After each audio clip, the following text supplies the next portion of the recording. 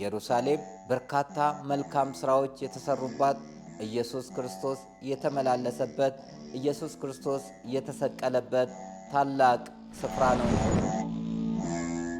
በእስራኤል ሀገር ቦታ የያዙት ቁልፍ የሆነ የሚደንቅ የበረከት ስፍራ የሆነ ተአምራት የተገለጠበት ስፍራን ነው እኛ ኢትዮጵያውያን እንድንይዝ ያደረጉት የኦርቶዶክስ ተዋሕዶ አማኞች።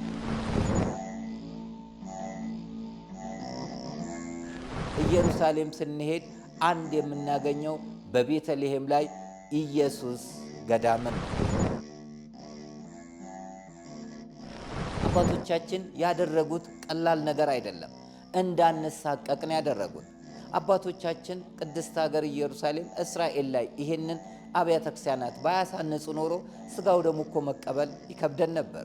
የክርስቶስ ሰላም ለሀገራችን፣ ቸርነቱ ለሕዝባችን ይሁን። እንደምሰንብታችኋል። ይህ ደረጀ ዘወይንዬ ሚዲያ ነው። በሚዲያችን ሀገራዊ፣ ታሪካዊ፣ ሃይማኖታዊ፣ ባህላዊ፣ ወቅታዊ ጉዳዮችና ሌሎችም ይቀርባሉ። አብራችሁን በመሆናችሁ ታተርፋላችሁ። ለሌሎች በማካፈል ቤተሰባዊነትን ያጠናክሩ። መልካም ቆይታ ይሁንላችሁ።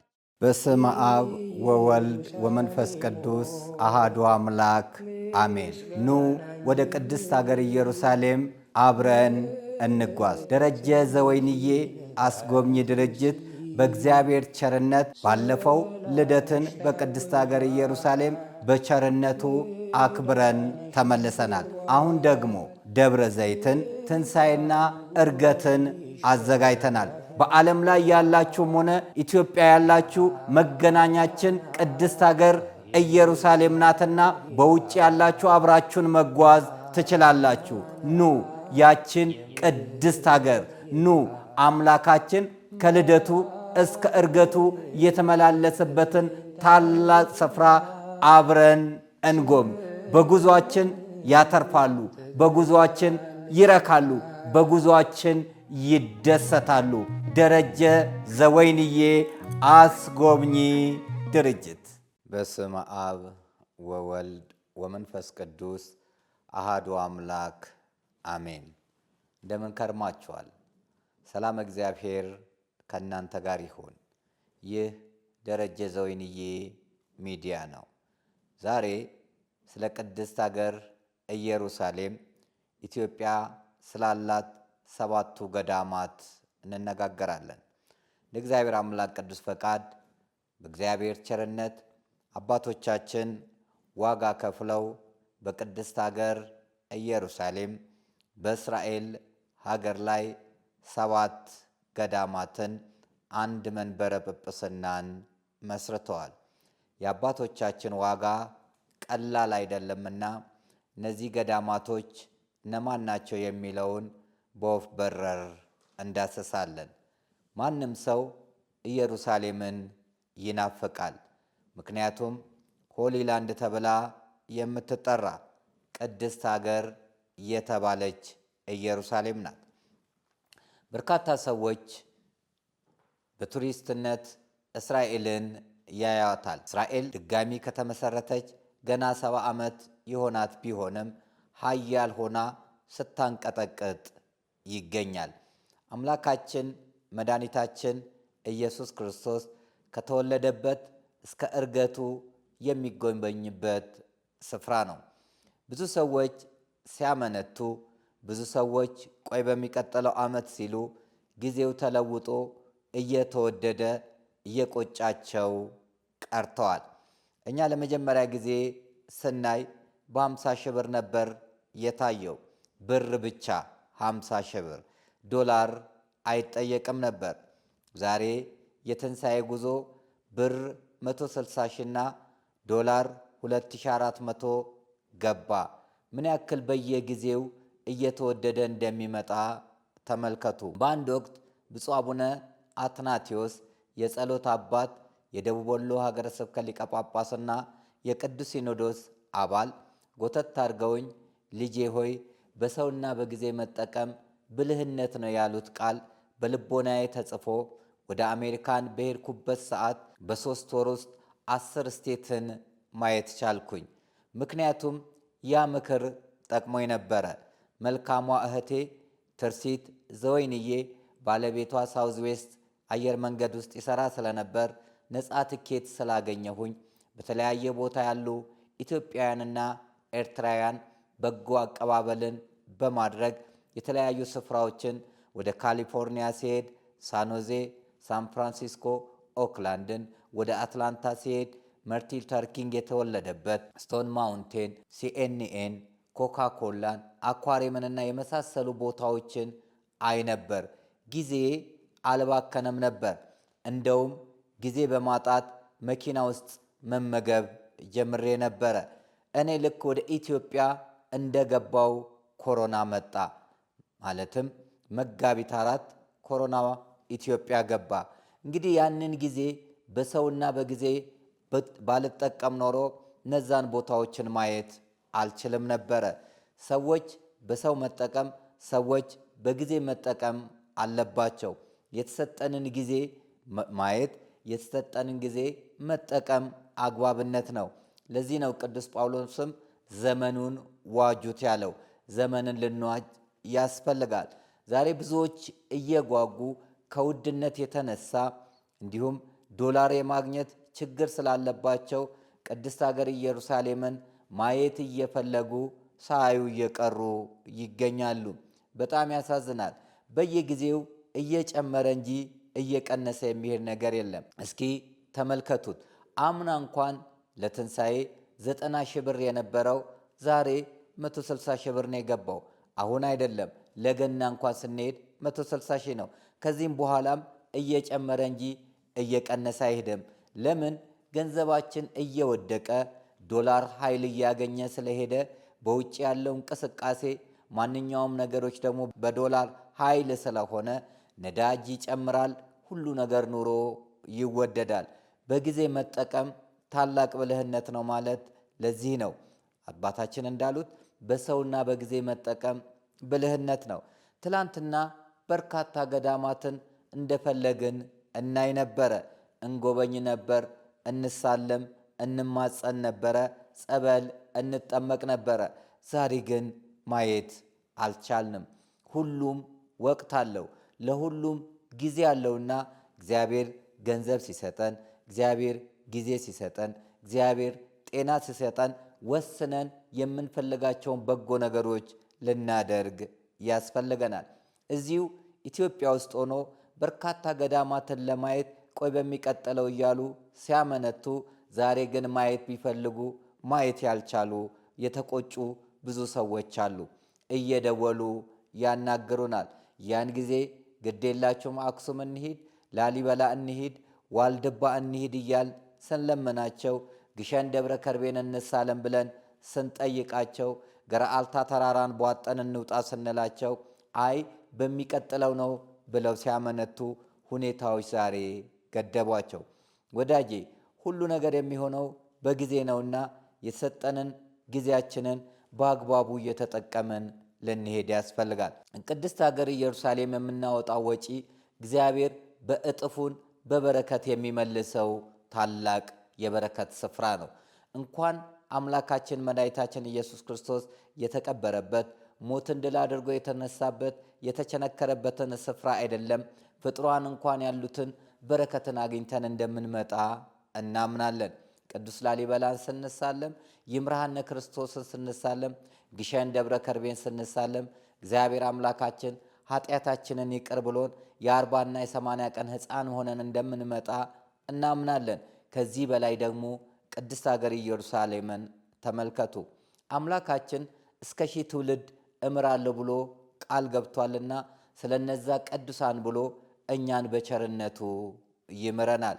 ከመረጥኩት ጋር ኪዳኔን አደረግኩ ብሎ ነቢየ እግዚአብሔር ቅዱስ ዳዊት እንደተናገረው እንዲሁም ሰንበታቴን ለጠበቁ ጃንደረቦች በቤቴ ለዘላለም የማይጠፋ መታሰቢያና ስምን እሰጣቸዋለሁ ስላለ በእነሱ መታሰቢያ እኛ በረከትን እናገኛለን። ኢየሩሳሌም ስንሄድ 7ቱን ገዳማቶች የኢትዮጵያ እነማን ናቸው የሚለውን የሄድነውም ለማስታወስ ያልሄድነውም ለማወቅ ያወቅነውም ለማጽናት እንሰማለን። በቅርቡ ደረጀ ዘወይንዬ ሚዲያ አዲስ የምስራች ይዞላችሁ ይቀርባል። ይህ የምስራች ደስ የሚያሰኘው ነገር ምንድን ነው የሚለውን በቅርቡ የምንነግራችሁ በቅርቡ የምናሳያችሁ ይሆናል። ደስ ብሎናልና ደስ ይበላችሁ። አሁን ግን ወደ ቀደመው ነገራችን እንመለስ። ቅድስት ሀገር ኢየሩሳሌም ብለን ስንጠራ ኢየሩሳሌም ከተማዋ ናት። ኢየሩሳሌም በርካታ መልካም ስራዎች የተሰሩባት፣ ኢየሱስ ክርስቶስ የተመላለሰበት፣ ኢየሱስ ክርስቶስ የተሰቀለበት ታላቅ ስፍራ ነው እንጂ ሀገሪቷ እስራኤል ትባላለች። የያዕቆብ ስም ነው። ያዕቆብ ከእግዚአብሔር ጋር ታገለ። ካልባረከኝ አልለቅህም አለ። ያን ጊዜ ቀላልቷልና ልቀቀኝ አለው። እሱም ካልባረከኝ አልለቅህም ሲለው ስም ማን ነው አለው። ያዕቆብ አለ። ያዕቆብ ማለት አሰናካይ፣ የአመፅ ድንጋይ ማለት ነው። ከዛሬ ጀምሮ ስም ተቀይሯል፣ እስራኤል ተብሏል በማለቱ እስራኤል ተብላ ሀገሪቷ በያዕቆብ አማካኝነት ትጠራለች። ለዚህ ነው የአብርሃም የይስሐቅ የእስራኤል አምላክ አንድም የአብርሃም የይስሐቅ የያዕቆብ አምላክ ብለን እንጠራታለን። ኢየሩሳሌም ማለት የሰላም ከተማ ማለት ሲሆን ከተማዋንም ኢትዮጵያዊ ካህን መልከ ጼዴቅ የመሰረታት ናት። እንግዲህ ወደ እስራኤል ስንሄድ በመጀመሪያ ዴር ሱልጣንን እንመልከት። ዴር ሱልጣን ንግሥተ ሳባ ጠቢቡ ሰለሞን ጋር ሄዳ ጥበበኛዋ ጠቢቡ ጋር ሄዳ በእንቆቅልሽ የፈተነችው ስፍራ ላይ አምላካችን መድኃኒታችን ኢየሱስ ክርስቶስ ፍቃዱ ሆኖ ንጉሥ ሰለሞን ለንግሥት ሳባ የሰጣት ቦታ ነው። ንግሥተ ሳባ አዜብ ወይንም ማክዳ ተብላ የምትጠራ ከሰለሞንም ፍሬን ይዛ የመጣችው ቀዳማይ ሚኒሊክ ሕገ ኦሪትን ወደ ኢትዮጵያ እንዲመጣ ያደረገ ታቦተ ጽዮንን ይዞ የመጣ ነው። እሷ 31 ዓመት ስትነግስ እርሱ ደግሞ 25 ዓመት ኢትዮጵያ ላይ ነግሷል። እንግዲህ እርሷ እዛ በሄደችበት ሰዓት ለሰራዊቶቹ ለግመሎቹና ለተለያዩ ማረፊያ ይሆን ዘንድ ዴር ሱልጣን የሚባለውን ስፍራ ለእሷ ለንግሥተ ሳባ ለኢትዮጵያውያን ጠቢቡ ሰለሞን የሰጠው ቦታ ነው። ዴር ሱልጣን ማለት የአረብኛ ቃል ሲሆን የንጉሥ ገዳም ማለት ነው። ይህንን ቦታ ለረጅም ዓመታት ኢትዮጵያውያን ሲጠቀሙበት ቆይተዋል። የዛሬን አያድርገውና ኢትዮጵያ ሀያል ስለሆነች በየትኛውም ቦታ ተጽዕኖ ፈጣሪ ስለሆነች ተከብራ ትገኛለች። የቀደሙትም ነገሥታት ይዞታቸውን አጥብቀው ጠብቀዋል። ነገር ግን በዘመነ መሳፍንት በ1777 በአፄ ተክለ ጊዮርጊስ ዘመነ መንግሥት ዘመነ መሳፍንት ስለገባ ማዕከላዊ መንግሥት ስለፈረሰ ግብፃውያን በዚህ አጋጣሚ ኢትዮጵያውያንን በማጥቃት ወረርሽኝ በመግባቱ አባቶቻችንን በማስወጣት መረጃዎችን በማቃጠል የኛ ይዞታ ነው ማለት ጀመሩ። ዛሬ ዴር ሱልጣን 6 ሀገራቶች በጋራነት የየራሳቸውን ይዞታ ይዘዋል። ግሪክ፣ ላቲን፣ አርመን፣ ኢትዮጵያ፣ ግብፅና ሶሪያ እነዚህ ለ6 የያዙት ቦታ ነው። እኛም በዴር ሱልጣን ላይ 2 ገዳማት አለን። አንደኛው መድኃኔ ዓለም፣ ሁለተኛው ቅዱስ ሚካኤል ነው። እዚህ ቦታ ላይ ታላላቅ ስነ ስርዓቶች ይፈጸማሉ። ወደ ኢየሩሳሌም ስንሄድ ጸሎተ ሐሙስ ወይንም እጽበተ እግር የሚፈጸመው በዚህ በምታዩት ቦታ ነው።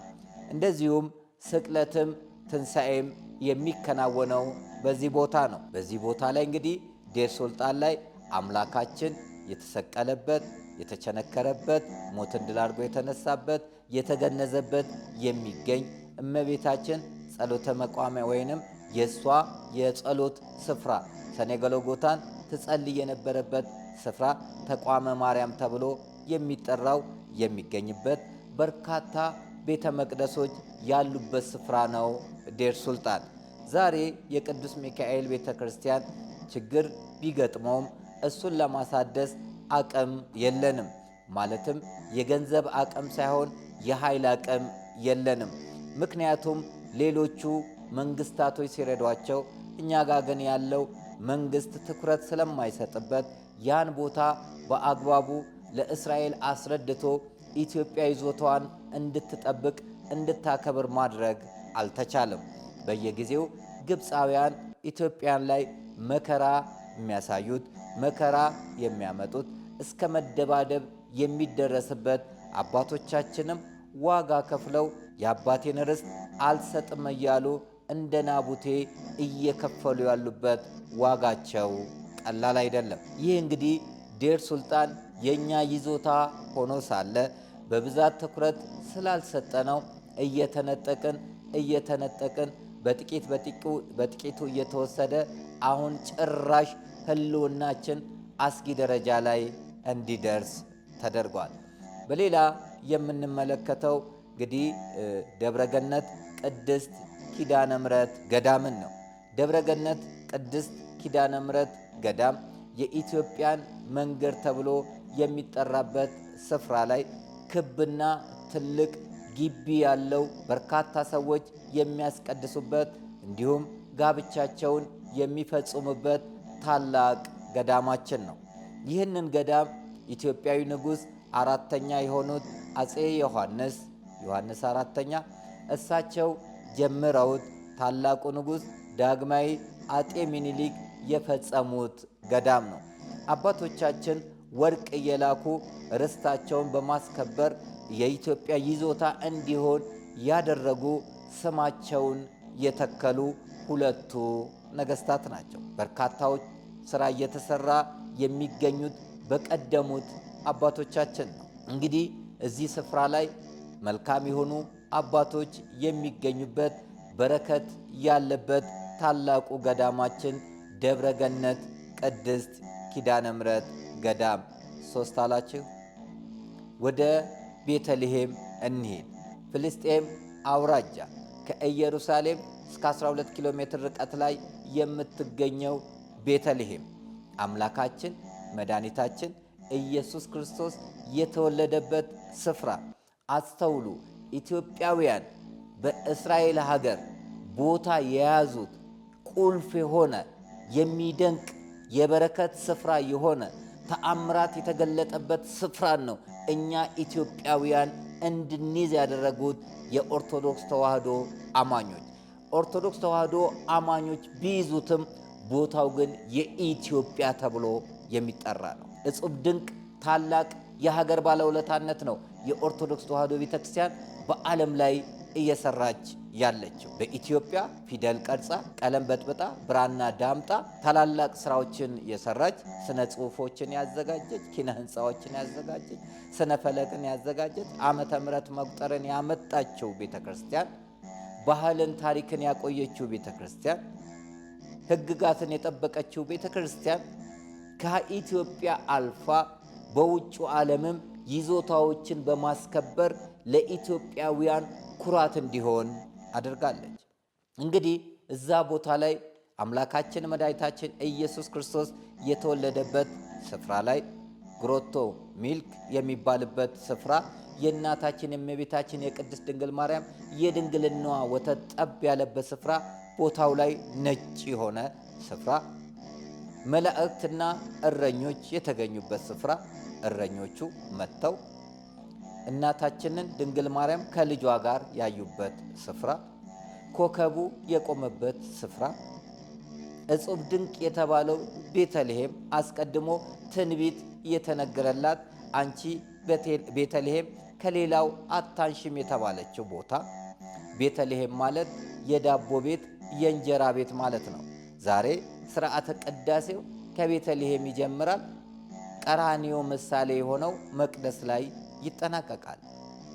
ያ ቤተልሔም ላይ አባታችን ታላቁ የጸሎት አባት በረከታቸው ይደርበት፣ ጸሎታቸው ታግዘን ብፁዕ አቡነ አትናቴዎስ የደቡብ ወሎ ሀገረ ስብከት ሊቀ ጳጳስና የቅዱስ ሲኖዶስ አባል የሆኑት ጸሎተኛው አባት ያን ገዳም እንዲገዛ በማድረግ እንዲገደም ያደረጉ ታላቅ የሀገር ባለውለታ ናቸው ብፁዕ አቡነ አትናቴዎስ። እንግዲህ ኢየሩሳሌም ስንሄድ አንድ የምናገኘው በቤተልሔም ላይ ኢየሱስ ገዳምን ነው። እንዴት ደስ ይላል! በባዕድ አገር የራሳችን ይዞታ ሲኖረን ሥጋው ደግሞ ሄደን ስንቀበል፣ ስናስቀድስ፣ ማህሌት ሰዓታቱን ስንቆም፣ ስንዘምር በኪራይ የሆነ ሁሉ ሰዓቱ ደርሷል ልቀቁ ይባላል።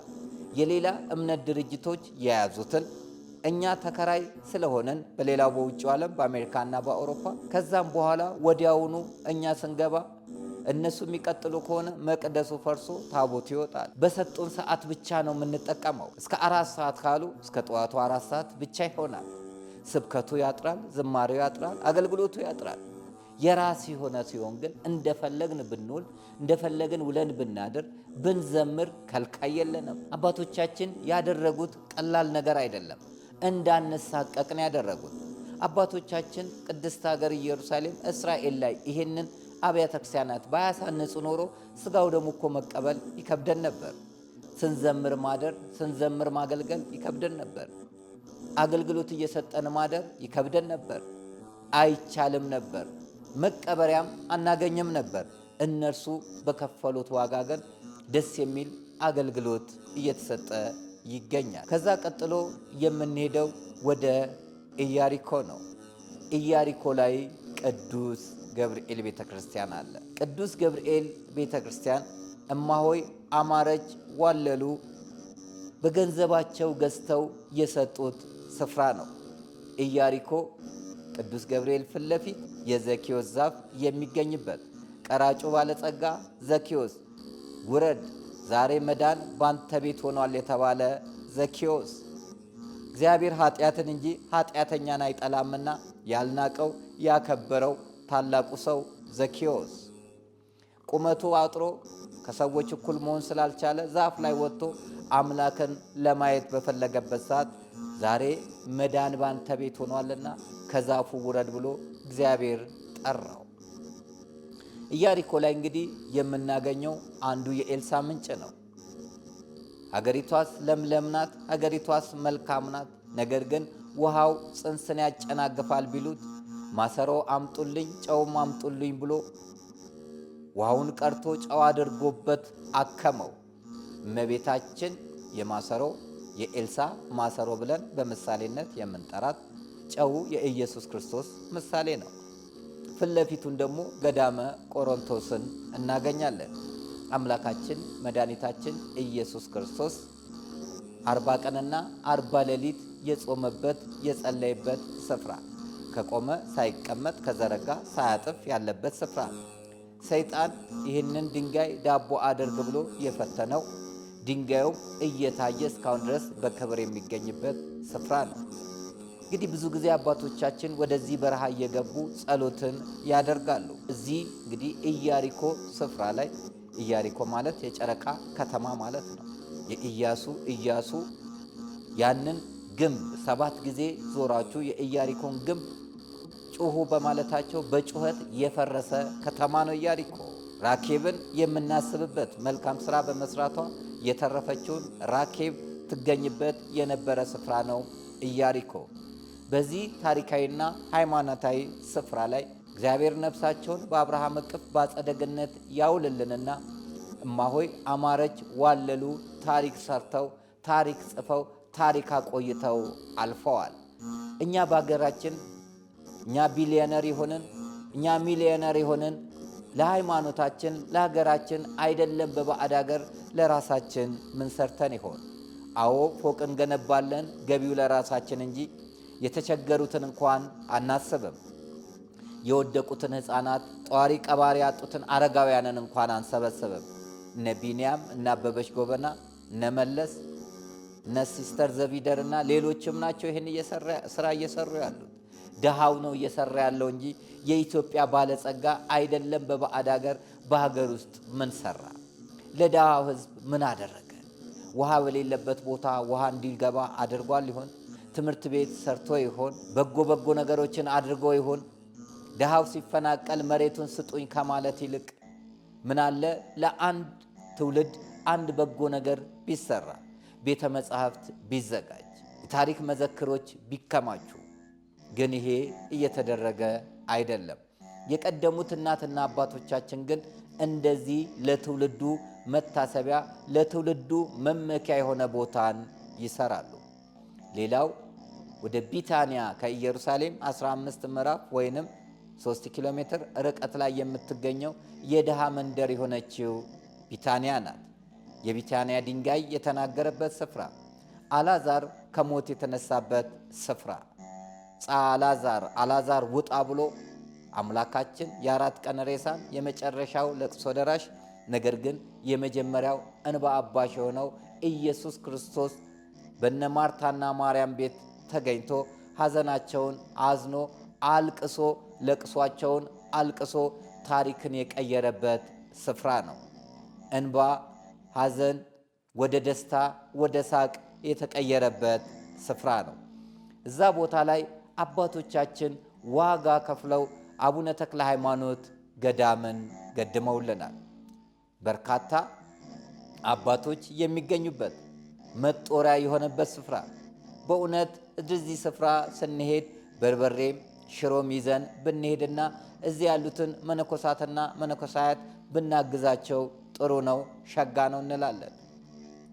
በዚህ ቦታ ላይ የኦርቶዶክስ ተዋሕዶ አማኞች የሚቀበሩበት ስፍራ ነው።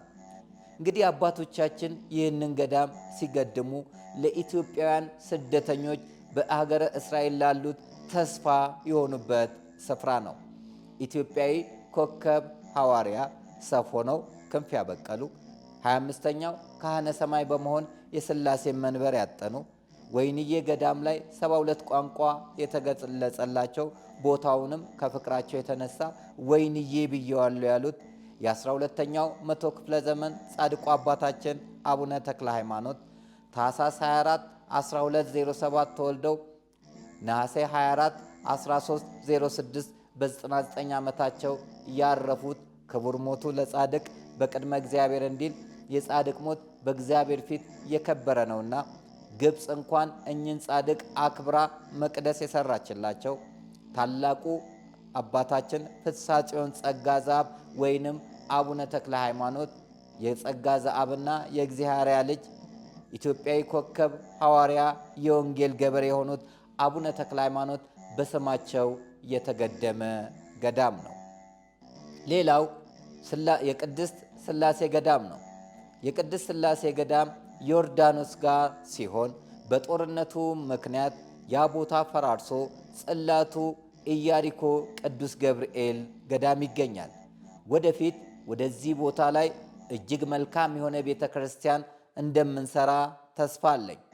ፕላኑ አልቆ ሁሉ ነገር ተጠናቆ ስራውን ለማስጀመር አባቶቻችን ታሪክን ለማብሰር ተዘጋጅተዋል። እንግዲህ ወደ ቅድስት ሀገር እስራኤል ኢየሩሳሌም ስንሄድ ዮርዳኖስ አምላካችን መድኃኒታችን ኢየሱስ ክርስቶስ የተጠመቀበት ስፍራ ነው። ዮርና ዳኖስ የተገናኙበት፣ ዮርዳኖስ ለምን ሸሸሽ የተባለበት፣ በዚህ ስፍራ ኤልያስ የተሻገረበት፣ ኤልሳ መጎናጸፊያውን በመምታት ውሃው ወንዙ ለሁለት የተከፈለበት፣ የእስራኤል ትልቁ ወንዝ የሚገኝበት ስፍራ ዮርዳኖስ ነው። ዮርዳኖስ በረሃ ላይ አንዲት ታላቅ እንስት ጻድቅን እናስባለን። ግብፃዊት ማርያም። ግብፃዊት ማርያም የ12 ዓመት ሆና ሴተኛ ዳሪ ነበረች። ወደ ኢየሩሳሌም በተደረገው ጉዞ ከነጋዴዎችና ከሌሎች ጋር ተጓዘች። በውበቷ ሁሉንም አንበርክካ ነበርና ማንም እኔን ሊያሸንፍ አይችለኝም ብላ በውበቷ ትመካለች። አዎ በዘራችን እንመካለን፣ በውበታችን እንመካለን፣ በገንዘባችን እንመካለን፣ በስልጣናችን እንመካለን፣ በእውቀታችን እንመካለን። መጽሐፍ ግን የሚመካ ቢኖር በእግዚአብሔር ይመካን ያለው አንደኛ ቆሮንቶስ ምዕራፍ 1 ቁጥር 30 ላይ። እቺም ግብፃዊት ማርያም በውበቷ ትመካ ነበርና ወደ ኢየሩሳሌም መጥታ ቀራንዮ ለመግባት ባለችበት ጊዜ መግባት አልቻለችም። ብትሞክር ኃይሉ ይመልሳታል። በመጨረሻም ወደ ራሷ ተመለሰችና እኔ ኃጢአተኛ ነኝ ብላ ማልቀስ ስትጀምር እመቤታችንን ታያታለች። እግዚአብሔር ፈቅዶላት ገባች። ንስሐ ገብታ ክርስትናዋን ተነስታ ሥጋው ደሙን ተቀብላ ዮርዳኖስ በረሃ ላይ እስከ መሰወር ደረሰች። ይቺ ታላቅ እናት ከዘማዊነት እስከ መሰወር ዮርዳኖስን በእግሯ ትሻገር የነበረች ናት። እግዚአብሔር አይታችኋል። ለዚህ ነው እግዚአብሔር ኃጢአትን እንጂ ኃጢአተኛን አይጠላም ያለን። እግዚአብሔር ስካርን እንጂ ሰካራምን አይጠላም። እግዚአብሔር ዝሙትን እንጂ ዘማይን አይጠላም። እግዚአብሔር ሞትን እንጂ ገዳይን አይጠላም። እግዚአብሔር የሚጠላው ኃጢአትን ብቻ ነው። ከእግዚአብሔር ፍቅር የሚበልጥ ኃጢአት የለም። ፍቅር የሁሉ ነገር ነው። ስለዚህ እርሱ ፍቅር ስለሆነ ኃጢአተኞችን በፍቅር ስቦ በፍቅር ማርኮ ቅዱስ እንዲሆኑ፣ ቅዱሳን እንዲሆኑ፣ ጻድቃን እንዲሆኑ ያደርጋል። ሰማዕት እንዲሆኑ ያደርጋል። በዚህ ታላቅ በረሃ ላይ ነው እንግዲህ እኛ ኢትዮጵያውያን ንግሥት ዘውዲቱ ያሰቡትን እቴጌ መነን አስፈቅደው የቅድስት ሥላሴ ገዳም እንዲገደም ያደረጉ። ኃይለ ሥላሴ ቀዳማዊ ጃንሆይ ብዙ ቦታ ሥራ እንደሰሩ ሁሉ ባለቤታቸውም ለኢትዮጵያውያን ቅርስ እንዲሆን አደረጉ። ይህ ቦታም ይዞታነቱ አሁንም የእኛ የኦርቶዶክስ ተዋሕዶ ቤተ ክርስቲያን ነው። በጦርነቱ ምክንያት ጽላቱ ወደ ኢያሪኮ ቅዱስ ገብርኤል ቢገባም ይዞታው ግን ተከብሮ ያለው በእኛ ነውና እዛ ይዞታችን ላይ ነገ የአጋዕዝተ ዓለም ሥላሴ ቤተ ክርስቲያን እንሰራለን፣ ገዳማችንን እንገድማለን። እንግዲህ አቡነ ፊልጶስ መንበረ ጵጵስናም አለን። እነዚህ ጊዜው ስላጠረን ነው እንግዲህ በወፍ በረር እየነገርናችሁ ያለ ነው። ወደፊት እግዚአብሔር ቢፈቅድና ቢረዳን እያንዳንዱን በደንብ አድርገን የምንተነትንላችሁ ይሆናል። ስለዚህ 7ቱ ገዳማት ማለት ቀራንዮ ላይ ወይንም ዴር ሱልጣን ላይ መድኃኔ ዓለምና ቅዱስ ሚካኤል እያንዳንዱ ስነ ስርዓት የሚካሄድበት፣ በተለይ ትንሣኤ ስንሄድ እጽበተ እግር ጸሎተ ሐሙስ የሚከናወንበት፣ ስጋው ደሙ የምንቀበልበት፣ ዕለተ ዓርብ ስግደት የሚከናወንበት፣ ትንሣኤው የሚታወጅበት ስፍራ ነው። በኢየሩሳሌም ላይ ደብረ ገነት ቅድስት ኪዳነ ምሕረት ደግሞ ትንሣኤ የሚካሄድበት ስፍራ ነው። 3ቱ ገዳማት ኢየሩሳሌም ላይ፣ ቢታንያ ላይ አቡነ ተክለ ሃይማኖት ገዳም 4ኛ ይዘናል። 5ኛ ኢያሪኮ ቅዱስ ገብርኤል፣ 6ኛ ቤተልሔም ኢየሱስ ገዳም፣ 7ኛ ዮርዳኖስ ቅድስት ሥላሴ ገዳም። አባቶቻችን ዋጋ ከፍለው ታሪክ ሰርተው ያቆዩልን የበረከት ስፍራ፣ የፈውስ ስፍራ፣ የድህነት ስፍራ ነው። እነዚህ የኢትዮጵያ ይዞታዎች የሆኑትን ወደ ቅድስት ሀገር ኢየሩሳሌም ጉዞ ስናደርግ የምናያቸው፣ ጫማችንን አውልቀን የምንሳለማቸው፣ ተረጋግተን እየዘመርን የምናገለግልበት ቦታ ነው። ሌሎችም እንግዲህ ከልደቱ እስከ ዕርገቱ ያሉት ስፍራዎች የሚጎበኙበት ነው። ግርማ መለኮቱን የገለጸበት ታላቁን ተራራ ደብረ ታቦርን እናያለን። የኤማውስ መንገደኞችን እናያለን። ካልገባ ብለው ግድ ያሉት ስፍራ ይታያል። መጻጉንም እናያለን። ማለትም 38 ዓመት በአልጋ ቁራኛ በደዌ ዳኛ ተይዞ የነበረው ቤተሳይዳን እናያለን። የማይታይበት ስፍራ የለም። ጌቴሴማኔን እናያለን። ምኑን ቀረን? በጣም በጣም እጅግ መልካም የሆኑ ስፍራዎችን ናዝሬት እንሄዳለን። ደብረ ዘይትን እንወጣለን። ቃና ዘገሊላን እንሰልቃለን። የብስራቱን ስፍራ እናያለን። እመቤታችን 12 ዓመት ቤተ መቅደስ የቆየችበትን ቦታ እናያለን። እነዚህን ስፍራዎችን በደንብ አድርገን የምንጎበኝበት፣ ወዮልሽ ኮራዚን፣ ወዮልሽ ቤተሳይዳ የተባለበትን ስፍራ የምናይበት፣ በመርከብ አምላካችን በጀልባ የሄደበትን ስፍራ ጠብርያዶስ ላይ የምናይበት ቦታዎች ናቸው። ይህ ሁሉ እንግዲህ የሚሆነው በእግዚአብሔር ፍቃድ ነው። የዚህ ዝግጅት መሰረታዊ ዓላማ እግዚአብሔር የፈቀደላችሁ ጸሎት አድርጋችሁ ጊዜያችሁን ተጠቀሙበት። በሰውና በጊዜ መጠቀም ብልህነት ነው እንደሚባለው ታስታውሳላችሁ። ባለፈው እስራኤል ላይ በነበረው ጦርነት ጉዞዎች ሁሉ ተቋርጠው ነበረ። በጊዜ ካልተጠቀምን ነገ ሌላ ቀን ነውና፣ ነገ አዲስ ቀን ነውና ዛሬን ልናሳልፍ ልናባክን አይገባም። ብዙ ትላንቶች አልፈውናልና ዛሬ ትላንት ሳይሆንብን ዛሬ ላይ ልንጠቀም ያስፈልጋል። ሌላው የዚህ ዝግጅት ዓላማው በውጭ ያሉትን ገዳማቶቻችንን ልናከብር፣ ልናግዝ፣ ልናውቅ፣ ልናበረታቸው ይገባል። እኛ ኢትዮጵያውያን ኩሮዎች ነን። አባቶቻችን በሰሩት ጀግንነት እንኮራለን። አባቶቻችን ባቆዩልን ታሪክ እንኮራለን። አባቶቻችን በከፈሉት ዋጋ እንኮራለን። እንደነዚህ አይነት አባቶች ናቸው እኛን ኢትዮጵያውያንን የወለዱን።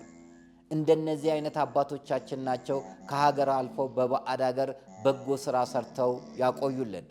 እንደነዚህ አይነት አባቶቻችን ናቸው የማይሻር ታሪክ በደም ቀለም የጻፉልን። ዛሬ ሀገር ሲያረጅ ጃርት ያፈራል እንዲሉ ታሪክን እያበላሸን ትውልድን እያጠፋን ትላንትን እየዘነጋን እንገኛለን እንጂ አባቶቻችን በቀላሉ ሳይሆን ዋጋ ከፍለው እንዲህ አይነት ለዘመናት የሚቆይ ታሪክ አንገታችንን ደፋ እንዳናደርግ ትልቅ ሥራ ሰርተው አልፈዋል። የአባቶቻችን በረከት የአባቶቻችን ረድኤት ከሁላችን ጋር ይሁን። እንደነዚህ ዋጋ የከፈሉትን አባቶቻችንን ነፍሳቸውን በአብርሃም እቅፍ በአጸደ ገነት ያኑርልን። አዎ ሃይማኖት ጠብቀው፣ ሀገር ጠብቀው፣ ታሪክ ጠብቀው፣ ባህል ጠብቀው፣ ማንነት ጠብቀው ለትውልዱ አስረክበው ነው ያለፉት። ስለዚህ ወደ እስራኤል ስንሄድ እኛ ኢትዮጵያውያን ርስት ቦታ ስላለን ደረታችንን ነፍተን ቀና ብለን ሄደን ቦታችን ነው ብለን እንናገራለን። በቦታችንም እንዘምራለን፣ በቦታችን እንሰብካለን፣ በቦታችን እናገለግላለን፣ በቦታችን ስጋው ደሙ እንፈትታለን፣ በቦታችን ስጋው ደሙ እንቀበላለን፣ ቅዱስ ቁርባንን እንቀበላለን። ምን ያክል ያስደስታል! ምን ያክል ያስደስታል! አባቶቻችንና እናቶቻችን ነገስታቱና መኳንንቱ የሰሩት ሥራ እጅግ ግሩምና ድንቅ ነው። ኢየሩሳሌም የሄዳችሁ ሰዎች ውስጣችሁ ይሄን ስናገር ምን ያክል እንደምትደሰቱ አስባለሁ። ያልሄዳችሁም እንደምትጓጉ አውቃለሁ።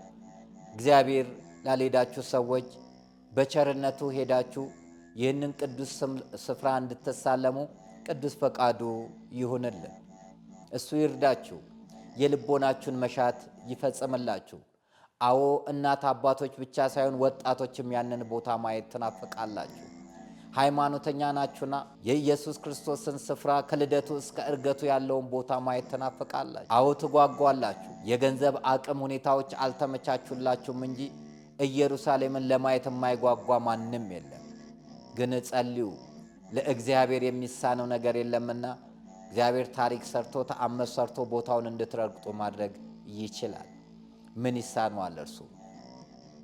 የማይቻለው የሚቻለው ለእርሱ ነው። የእናንተ ድርሻ ማመን ነው። ለሚያምን ሁሉ ይቻላል ብሎ አምላካችን መድኃኒታችን ኢየሱስ ክርስቶስ የተናገረውን ቃል ቅዱስ ማርቆስ እንደጻፈ ለሚያምን ሁሉ ይቻላል እንደተባለው ያመነ ሰው ይደረግለታል። እምነት ካላችሁ ይህን ተራራ ከዚህ ተነስተ ወደዚያ ሄድ ብትሉት ይሆንለታል እንደተባለ ይሆንላችኋል እንደተባለ እናንተም ጌታ ሆይ እባክህን ይችን ቅድስት ሀገር አሳየኝ ብላችሁ ከተመኛችሁ የልቦናችሁን መሻት እግዚአብሔር ይፈጽማል። የልቦና መዘጋጀት ከራስ የአንደበት መልስ ከእግዚአብሔር ነውና በጎ መመኘት መልካም ነው። ቸር ተመኝ ቸርን ታገኛለህ ይባላል። የጭፈራ ስፍራዎችን ከማየት አጋጉል ቦታ ከመዋል እንደነዚህ አይነት ቦታዎችን ማየትና ማሳየት መልካም ነው። የገንዘብ አቅም ያላችሁ ሰዎች፣ እግዚአብሔር የፈቀደላችሁ ሰዎች በጎ በማድረግ ወላጆቻችሁን ብታሳዩ፣ ራሳችሁን ብትሄዱ፣ ለጓደኞቻችሁ ታላቅ ስጦታን ይሄን ብትሰጧቸው፣ የጉብኝትን ግብዣ ብትጋብዟቸው ምን ያክል መባረክ ነው። እግዚአብሔር ፈቅዶ ሲሰጣችሁ ለሌለው እንድትሰጡ ነውና ከስስጥ ወጥታችሁ እጅግ ውድ የሆኑ ነገሮችን ከምትገዙ እጅግ ውድ የሆነውን በረከት ብታገኙ መልካም ነው እንላለን። በየትኛውም አስጓዥ ብትሄዱ የምትሄዱት የተቀደሰበት ስፍራ ነው። አስጓዦቹ የሚወስዷችሁ ጭፈራ ቦታ አይደለም። አስጓዦቹ የሚወስዷችሁ አጋጉል ቦታ አይደለም። ሁሉም አስጓዦች የሚወስዳችሁ የተቀደሰ ስፍራውን አሳይተው ነው የሚመለሱት። ግዴታ በደረጀ ዘወይንዬ አስጎብኚ ድርጅት ሂዱ አይደለም እያልን ያለ ነው። የትኛውም አስጓዥን እናከብራለን። የሚሄደው የተቀደሰ ስፍራ ነው። የምንውለው አንድ ቦታ ነው። የምናመልከው አንድ አምላክ ነው። ቀራንዮ ላይ ነው የምንሰግደው፣ ቀራንዮ ላይ ነው የምናስቀድሰው። ስለዚህ የጉዞ ቀናችን ማረፊያችን የተለያየ ቢሆንም፣ ዋጋችን የተለያየ ቢሆንም፣ አገልግሎታችን የተለያየ ቢሆንም ቦታው ግን አንድ ነው። የኛ ዓላማ ኢትዮጵያውያን የሆናችሁ ይህንን ስፍራ በአንድም በሌላ እንድታዩት ነው። በዚሁ አጋጣሚ ከተለያየ ስፍራ እየደወላችሁ ትገኛላችሁ። እንግዲህ እግዚአብሔር ቢፈቅድ በአውስትራሊያ ደግሞ ነፃነት ወኪል ለመሆን ፈቃደኛ ሆናለችና አንድ ደግሞ ማዕከል አውስትራሊያ ላይ በቅርቡ እናቋቁማለን። በየትኛውም ስፍራ ብትመጡ ቀናችሁን አስተካክላችሁ ደረጀ ዘወይንዬ አስጎብኚ ድርጅት ረቡዕ ሚያዝያ 8 ስለምንነሳና በዛ ዕለት ስለምንገባ ይህን ቀን አስተካክላችሁ ከኛ ጋር መጓዝ ትችላላችሁ። ለቀራንዮ ቅርብ የሆነ ሆቴል ግራንድ ኮርት ሆቴል ስለምናርፍ ማታ ማታ በእግር በመሄድ ቀራንዮን በየዕለቱ ትሳለማላችሁ። ሩቅ ስፍራ ስላልሆነ ትራንስፖርት አያስፈልጋችሁም።